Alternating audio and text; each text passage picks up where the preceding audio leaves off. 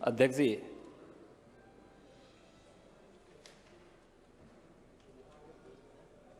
मैं आभारी हूं उत्तर प्रदेश विधानमंडल के अपने दोनों पीठासीन अधिकारियों का और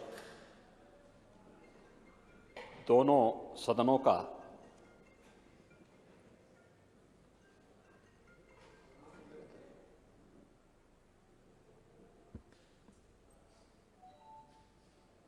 जिन्होंने पिछले 36 घंटों से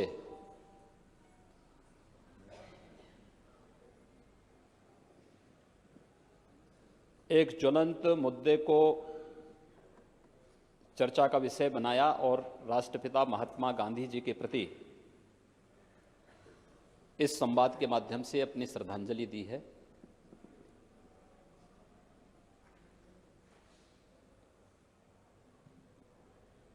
मुझे लगता है कि किसी भी संसदीय लोकतंत्र में और विधानमंडल दल के अंदर इस प्रकार की घटनाएं बहुत कम देखने को मिली होंगी, जो देश के सबसे बड़े राज्य के विधानमंडल में कल प्रातः 11 बजे से जो कार्रवाई प्रारंभ हुई और अनवरत चलती रही, विधानसभा में भी और विधान परिषद में भी।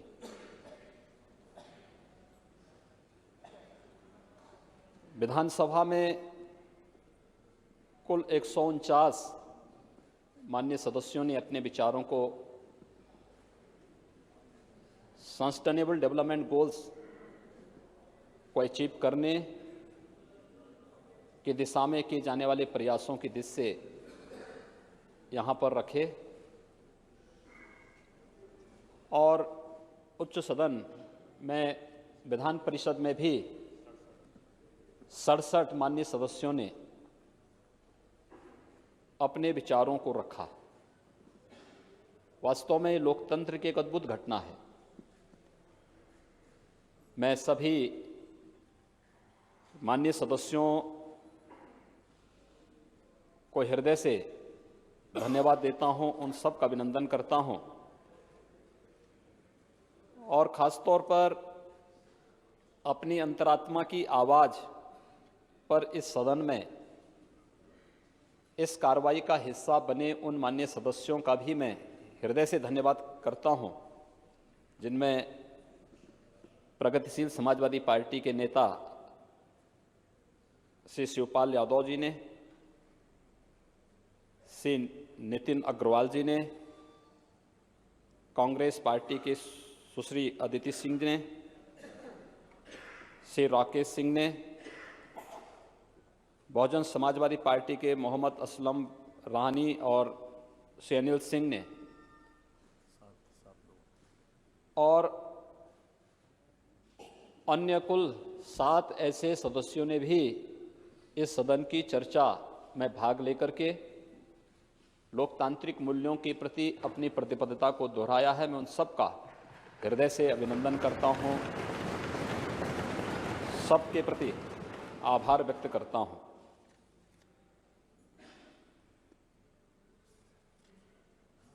दोनों सदनों की चर्चा रात्रि भर चलना ये लोकतंत्र के प्रति हम सब के विश्वास को भी प्रदर्शित करता है। ये सचमुच अद्भुत घटना है और इसलिए भी जब जनप्रतिनिधि समाज के सामने अपने विश्वास के संकट से गुजर रहा हो और जब हर आक्षेप का शिकार वह बनता हो, उन स्थितियों में वह जनता से जुड़ी हुई समस्याओं पर दिन रात एक करके चर्चा करे और फिर उसके ठोस समाधान का मार्ग निकालने की दिशा में एक सार्थक पहल करे, तो वह आम जन की रुचि का विषय भी बनता है।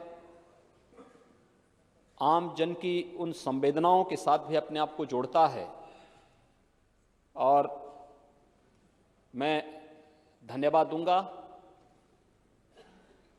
उन सभी संस्थाओं को जिन्होंने लोकतंत्र की इस अद्भुत घटना का साक्षी बनकर के इसे प्रोत्साहित किया।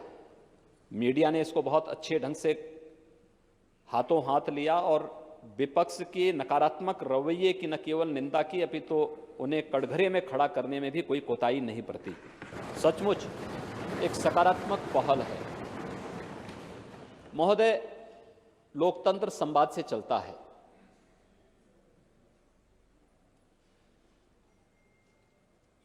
लोकतंत्र का सबसे सशक्त हथियार हमारा संवाद है। हम जब संवाद को बाधित करते हैं तो वह किसी उपद्रव और किसी अराजकता का कारण बनता है। यह संवाद एक समन्वय और शांति का भी प्रतीक होता है। इसीलिए तो दुनिया के अंदर शासन की सबसे अच्छी पद्धति के रूप में लोकतंत्र को स्वीकार किया गया है। और लोकतंत्र की इस ताकत का ही एहसास कराने के लिए हम सब इस प्रकार की चर्चा परिचर्चा में भाग लेते हैं, उसका हिस्सा बनते हैं। और मैं देख रहा था, मैं रात्रि को 2 बजे तक था यहां पर सदन में, और मैं देख रहा था कि संवाद में बहुत अच्छे इनोवेटिव आइडियाज आए हैं। जिन मान्य सदस्यों को हम लोग ये मानते थे कि ये लोग बोलते नहीं हैं, ये बोले, मैंने देखा कि उन्होंने भी जब खुल करके अपनी बातें रखी तो उनकी वह प्रतिभा भी हम सबको देखने को मिली, सुनने को मिली, जो हम सब के लिए बहुत मूल्यवान थी और इस सदन की एक अमूल्य धरोहर बनी है। मेरी हार्दिक इच्छा थी कि सदन के सभी 403 सदस्य अपने विचार विधानसभा में रखें और सभी 100 सदस्य विधान परिषद में अपनी बात को रखें। वो अपने आप में एक दस्तावेज बने। आने वाली पीढ़ी के लिए वह एक ऐसा दस्तावेज बने कि लोग जाने, उनके बारे में सुने। और मैं आपसे अपील भी करूंगा कि बहुत सारे सदस्यों को वे बोलना चाहते थे, मौका नहीं मिल पाया। मैंने इसीलिए शुरू में, आपको याद होगा, जब दलीय नेताओं की बैठक हुई थी तो मैंने उस समय प्रस्ताव रखा था कि सस्टेनेबल डेवलपमेंट गोल्स पर हम चर्चा करेंगे तो नॉन स्टॉप 48 घंटे की ये चर्चा होनी चाहिए। लेकिन उस समय हमारे विपक्ष के मित्रों ने कहा था कि 48 घंटे तक हमारे लिए बैठना कठिन होगा। लेकिन मुझे लगता है कि उनके लिए तो 1 मिनट भी बैठना कठिन हो गया। और उन लोगों ने सदन की पूरी कार्रवाई का ही बहिष्कार कर दिया। एक चेहरा बेनकाब हुआ है देश और दुनिया के सामने, प्रदेश के सामने, कि वास्तव में जो लोग गरीबों के नाम पर नारेबाजी करते थे, जिनके लच्छेदार नारे कभी कभी भरमाने वाले भी होते थे, वास्तव में उनकी वास्तविकता क्या है, वे सब चेहरे बेनकाब हुए हैं। और इस चर्चा ने, इस सस्टेनेबल डेवलपमेंट गोल्स पर जो चर्चा यहाँ पर हुई है, इस चर्चा ने, जब हम यहाँ पर समवेत सदन में यहाँ पर भाग ले रहे हैं, सचमुच एक बार फिर से उस विश्वसनीयता के प्रतीक के रूप में इन सभी माननीय सदस्यों को स्थापित किया है जिसके लिए लोकतंत्र जाना जाने चाहिए। अगर इस सदन में गरीबों के मुद्दे पर चर्चा नहीं होगी, इस सदन में हम बेगारी के बारे में चर्चा नहीं करेंगे, इस सदन में हम अगर भूखमरी के खिलाफ चर्चा नहीं कर सकते, गुणवत्तापूर्ण शिक्षा के बारे में, उत्तम स्वास्थ्य के बारे में, स्किल डेवलपमेंट के बारे में, इंफ्रास्ट्रक्चर के बारे में, तो फिर लोकतंत्र के मायने ही बदल जाते हैं। इन्हीं सब मुद्दों के लिए सदन बना हुआ है। लेकिन सदन में विपक्ष अक्सर अड़ंगेबाजी करता था और इस बात को लेकर के आरोप प्रत्यारोप करता था कि गरीबी के मुद्दे पर चर्चा होनी चाहिए, गरीबों के मुद्दे पे चर्चा होनी चाहिए, बेरोजगारी पे चर्चा होनी चाहिए, शिक्षा पे, स्वास्थ्य पे चर्चा होनी चाहिए। और जब सरकार ने उस प्रकार का प्रस्ताव उनके सामने रखा तो वे स्वयं ही 9-2-11 हो गए, भाग खड़े हुए। महोदय, यह इस चर्चा ने एक बार फिर साबित किया है कि जनता ने 2014 में, 2017 में, 2019 में जो फैसला दिया वह आंख मूंद करके नहीं दिया है, बहुत कुछ सोच समझ करके दिया है। और इसलिए भी दिया है क्योंकि इसे मालूम है कि कौन लोग उनके हितों के लिए कार्य कर सकते हैं, कौन लोग उनके हितों के लिए योजनाएं बना सकते हैं, कौन लोग उन योजनाओं को ईमानदारी से क्रियान्वित कर सकते हैं। जिनके लिए लोकतंत्र का मायना परिवार और जाति तक सीमित करके रह गया हो, उनसे ये उम्मीद करना कि वे लोग इस प्रकार की सार्थक चर्चा को आगे बढ़ाएंगे, अपने आप में एक बेईमानी है। और बहुत अच्छी चर्चा हुई है विगत 36 घंटों के दौरान दोनों सदनों में।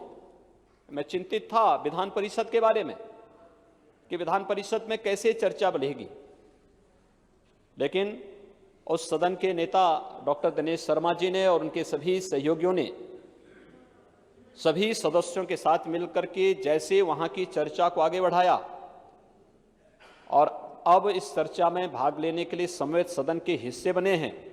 मैं सचमुच उस सदन से जुड़े हुए, उच्च सदन से जुड़े हुए अपने सभी मित्रों और सहयोगियों का भी हृदय से अभिनंदन करता हूं, उनका स्वागत करता हूं।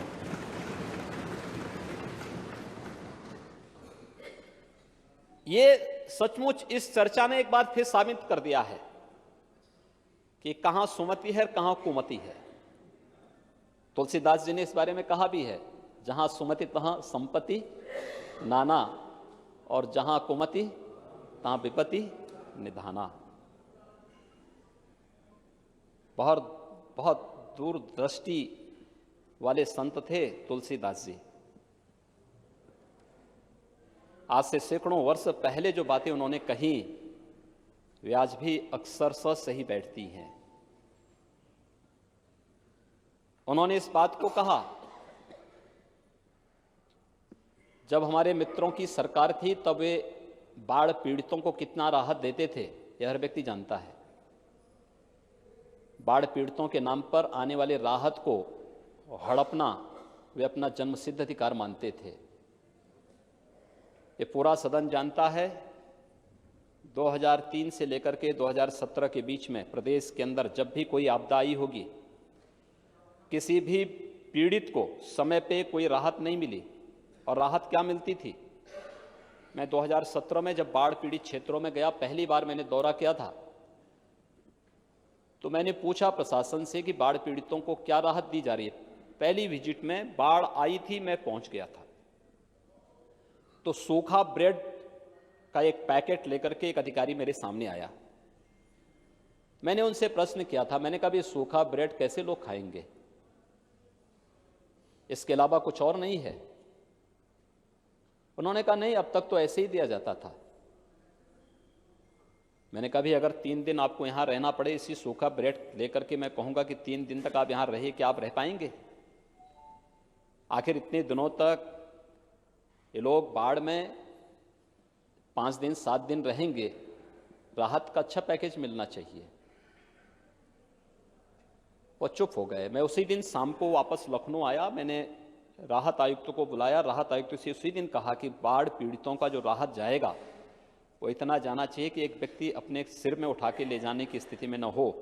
और 10 किलो चावल, 10 किलो आटा, 10 किलो आलू, 10 किलो उसमें सूखा हुआ चना, चूड़ा, इसके अलावा दाल, उसमें उससे वहाँ पर सरसों का तेल, मसाले, नमक, जो भी सामग्री भोजन की होती है, और 5 लीटर केरोसिन, ये सब हम लोगों ने देना प्रारंभ किया 2017 से।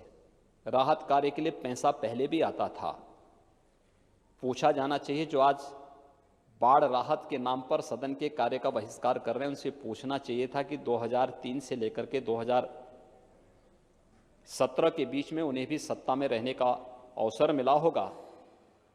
इन गरीबों के हक को जो अपनी विकृत जातिवादी राजनीति का शिकार बना देते थे, उस राहत कार्य को, उस राहत सामग्री को, आखिर वह राहत सामग्री उन लोगों तक क्यों नहीं पहुंची? कौन लोग थे जो उन गरीबों के हक पर डकैती डाल रहे थे? और आज किसी भी पीड़ित, कोई भी किसी भी आपदा से पीड़ित व्यक्ति है महोदय, उस व्यक्ति को हम लोग 24 घंटे के अंदर राहत सामग्री भी और 24 घंटे के अंदर जो भी कंपनसेशन दिया जाना है, जो भी मुआवजा दिया जाना है, वह 24 घंटे के अंदर सरकार उपलब्ध करा रही है, प्रशासन उपलब्ध करा रहा है। स्पष्ट निर्देश दिए गए हैं कि हर हाल में गरीब को और पीड़ित को ये सहायता मिलनी चाहिए, हर हाल में मिलनी चाहिए। जो लोग चर्चा से हमेशा भागे हैं, लोकतंत्र का मायना ही जिनके लिए परिवार था, सत्ता का मतलब ही जिनके लिए लूट खसोट था,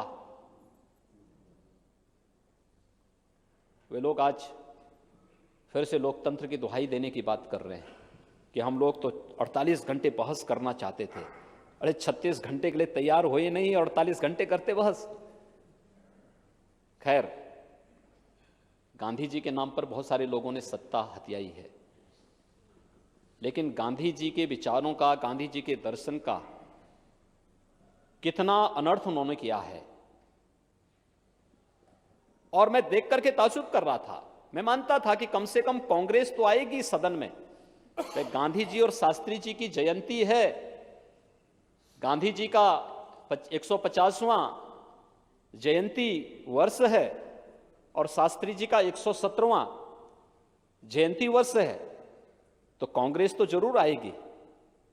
लेकिन एक परिवार ऐसा भी है देश के अंदर, अगर उस परिवार के बाहर के किसी व्यक्ति को आप महिमामंडित करेंगे तो उन्हें बहुत अच्छा नहीं लगता, बुरा लगता है। उन्हें बुरा लगता है कि दूसरा व्यक्ति कैसे महिमामंडित हो सकता है। उसमें तो उन मान लेते हैं कि उनकी बपौती है, इसके अलावा किसी दूसरे को नहीं सामान्यता दी जानी चाहिए।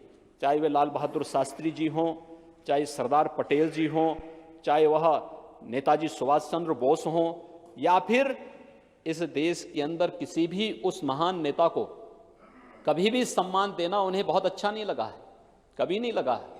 बाबा साहब भीमराव अंबेडकर हों, वे इसको स्वीकार कर ही नहीं सकते। इसलिए उन्होंने भी बहुत सरलता के साथ कह दिया कि गांधी जी के मूल्यों को अंगीकार करना चाहिए। मैं पूछना चाहता हूं, जब कॉमनवेल्थ गेम्स में लूट खसोट हो रही थी, तब गांधी जी के मूल्यों का कांग्रेस अंगीकार कर रही थी क्या?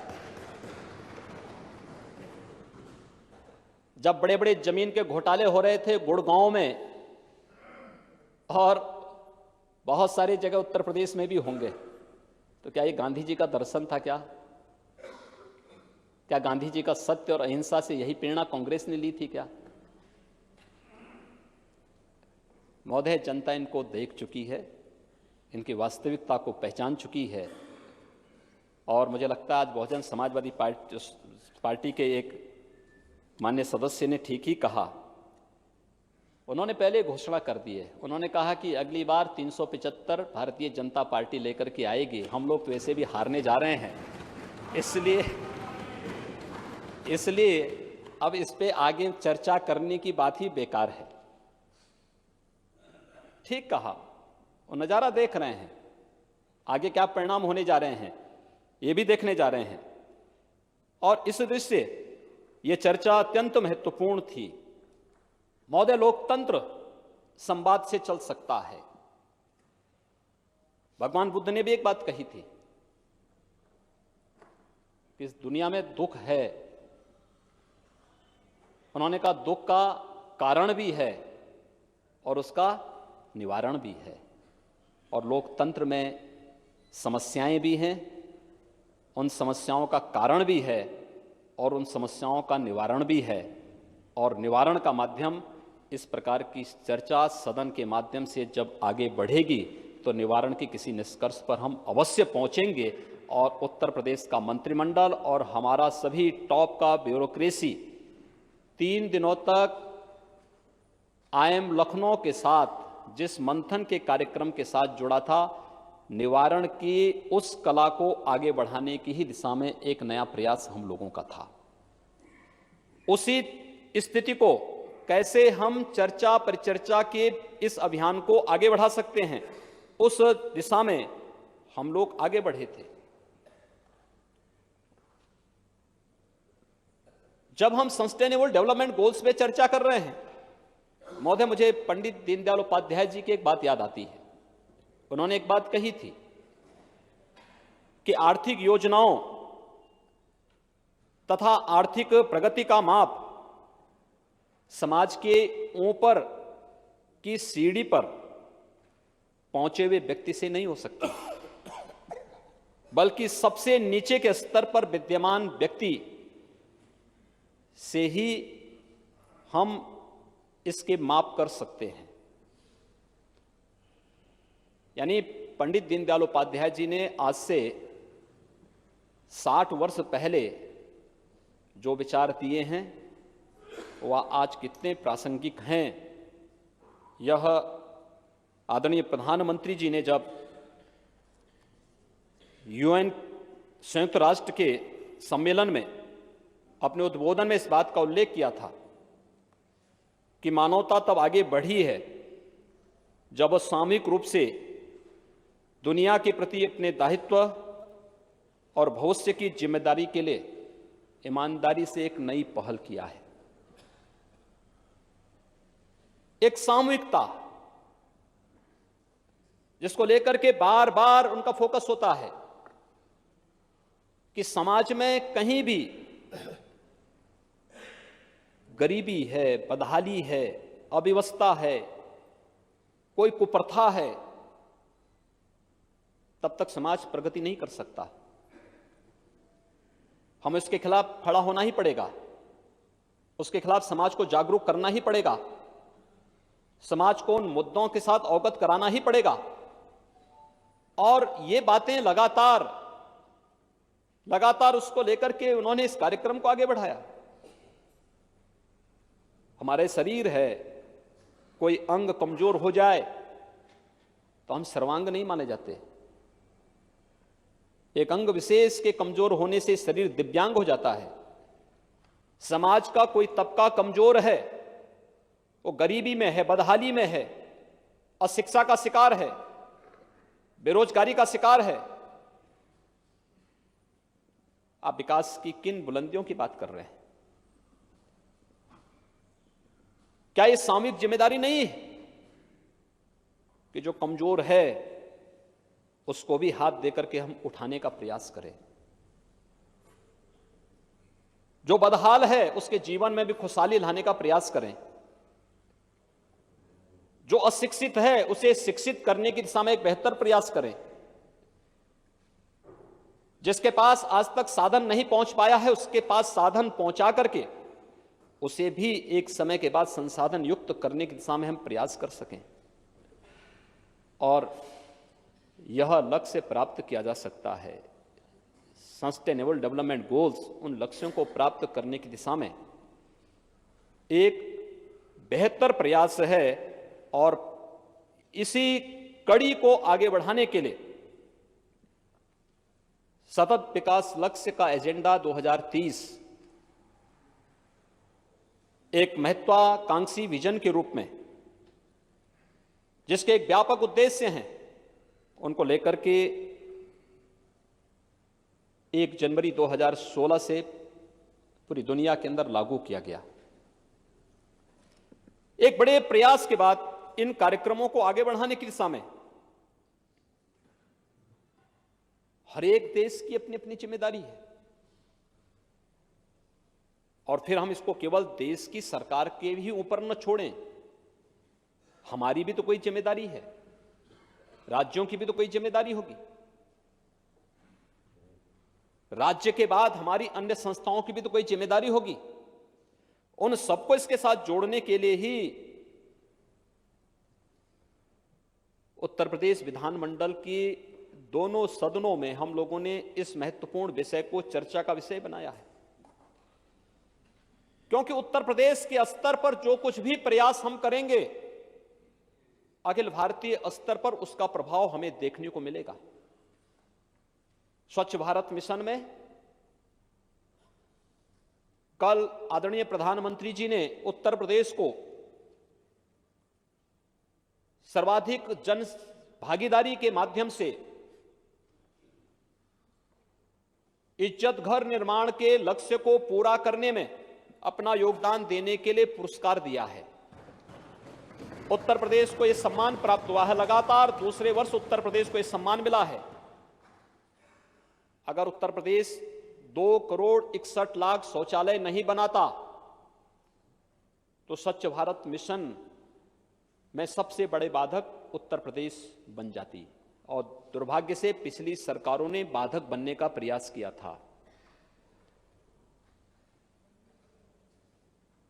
आज उत्तर प्रदेश भी कह सकता है कि हमने बेसलाइन सर्वे और बेसलाइन सर्वे के बाहर ओडीएफ के लक्ष्य को, खुले में शौच से मुक्त करने के लक्ष्य को प्राप्त किया है।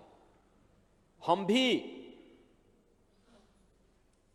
संयुक्त राष्ट्र के सम्मेलन में जो घोषणा हुई थी, उस घोषणा में जब इन लक्ष्यों को प्राप्त करने की दिशा में किए जाने वाले प्रयास की बात रही होगी, स्वाभाविक रूप से भारत की सरकार के पास सबसे बड़ा चैलेंज तो उत्तर प्रदेश रहा होगा।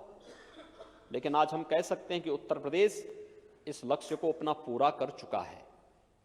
उस कार्यक्रम के साथ हम आगे बढ़े हैं, और ये सस्टेनेबल डेवलपमेंट गोल्स को लेकर के भी हम उन कार्यक्रमों को आगे बढ़ा सकते हैं। राष्ट्रपिता महात्मा गांधी की 150वीं जयंती के अवसर पर हमने इस चर्चा की शुरुआत की थी, और उन्होंने इस बात को कहा था कि एक बहुत महत्वपूर्ण बात बापू ने कही थी कि हम उस भावी विश्व के लिए चिंता करें जिसे हम देख नहीं पाएंगे। यानी हम भावी पीढ़ी के लिए क्या देना चाहते हैं, और ये भावी पीढ़ी किस रूप में आगे बढ़ सकती है, उसके लिए हम कैसा भविष्य चाहते हैं, ये हम पर निर्भर करेगा। जनता के द्वारा चुने गए इन जनप्रतिनिधियों पर निर्भर करेगा, और जनता के द्वारा चुने गए इन जनप्रतिनिधियों को सस्टेनेबल डेवलपमेंट गोल्स को प्राप्त करने के लिए जो लक्ष्य दिए गए हैं, उसको अगर आप देखेंगे तो इसके मुख्य जो सिद्धांत हैं 5P पर निर्भर करते हैं। ये 5P पीपुल है, प्रॉस्पेरिटी है, पीस है, पार्टनरशिप है और प्लेनेट है। यानी लोग हैं, संपन्नता है, शांति है, साझेदारी है और ये पृथ्वी है।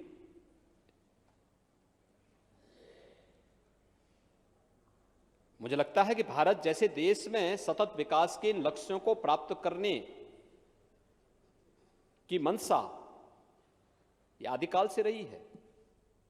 हमने पहले से इस लक्ष्य को प्राप्त करने की दिशा में भारतीय मनीषा निरंतर प्रयास करता रहा।